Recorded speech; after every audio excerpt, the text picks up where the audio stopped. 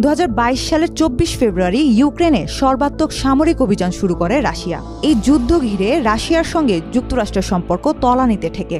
যুদ্ধক্ষেত্রে রুশ বাহিনীকে প্রতিরোধের জন্য ইউক্রেনকে বিপুল আধুনিক সমরাস্ত্র সরবরাহ করে যুক্তরাষ্ট্র। সেই সঙ্গে রাশিয়ার উপর নানা ধরনের নিষেধাজ্ঞা দেয় যুক্তরাষ্ট্র ও তার পশ্চিমা মিত্ররা। কার্যত রাশিয়াকে সারা দুনিয়া থেকে বিচ্ছিন্ন করার সর্বাত্মক চেষ্টা চালায় যুক্তরাষ্ট্রের তৎকালীন বাইডেন প্রশাসন। এই পরিস্থিতির মধ্য দিয়ে 3.5 বছর ধরে যুদ্ধ চালিয়ে আসা রাশিয়া ইউক্রেনের একটি বড় অংশ দখল করে আসছে।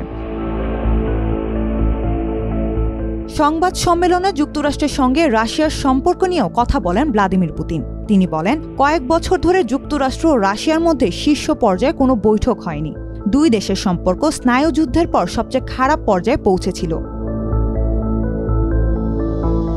2020 সালের নির্বাচনের পর যুক্তরাষ্ট্রের প্রেসিডেন্ট থাকলে ইউক্রেনের যুদ্ধ শুরুই হতো না বলে ডোনাল্ড ট্রাম্প বারবার যে দাবি করে আসছেন তার সঙ্গেও একমত প্রকাশ করেন পুতিন। এখন সংঘাত থেকে সংলাপে ফেরার সময় উল্লেখ করে রুশ প্রেসিডেন্ট বলেন, এই বৈঠক আরও অনেক আগে হওয়া উচিত ছিল।